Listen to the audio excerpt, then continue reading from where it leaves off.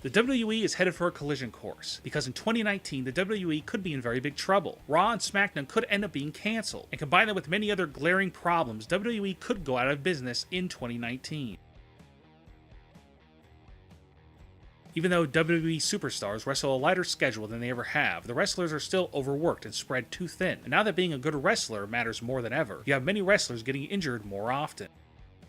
Putting Raw and SmackDown on back-to-back nights was a terrible decision by WWE. Most fans can't handle watching a 3-hour show, then the next night having to watch a 2-hour show. And combine that with Talking Smack and 205 Live, you have nearly 7 hours of programming to sit through. And if there was a pay-per-view preceding all of this, then you would have to sit through nearly 11 hours of shows.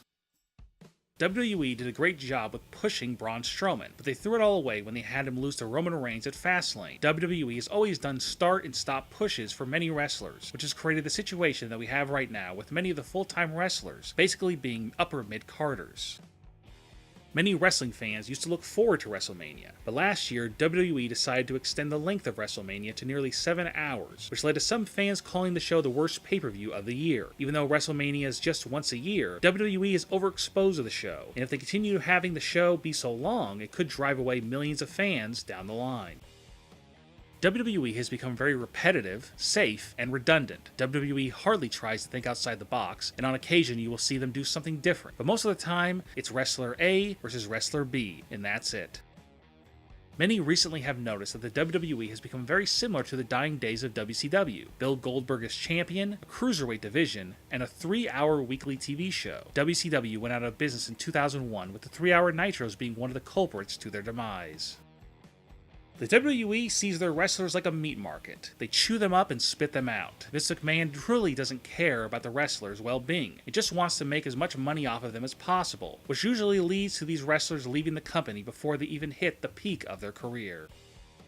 When Vince McMahon dies, WWE could be in very big trouble. The WWE stock will surely plummet, and there will be unrest within the company. Triple H and Stephanie McMahon are supposed to take over the company, if anything ever happens to Vince. But nothing is certain, and Triple H and Stephanie have yet to prove themselves.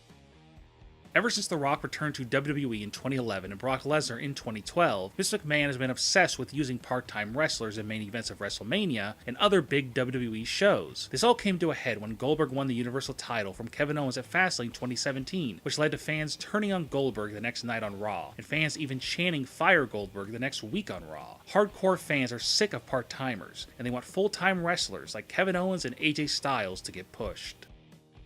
WWE's contract with USA Network ends in 2019. WWE's ratings have fallen like crazy since Raw went to 3 hours. SmackDown's ratings have gone up, but only by a few 100,000 viewers. We don't know what the TV landscape will be like in 2019, but if WWE's programming is cancelled from USA Network and no other TV channel will take them, then the only place for WWE programming in the United States will be the WWE Network, which could also have problems of its own because they won't have a big platform, like the USA Network, to promote it. Do you believe WWE will go out of business in 2019 or in the future? Leave a comment and give me your opinion. And also, don't forget to subscribe for more WWE Top 10 videos.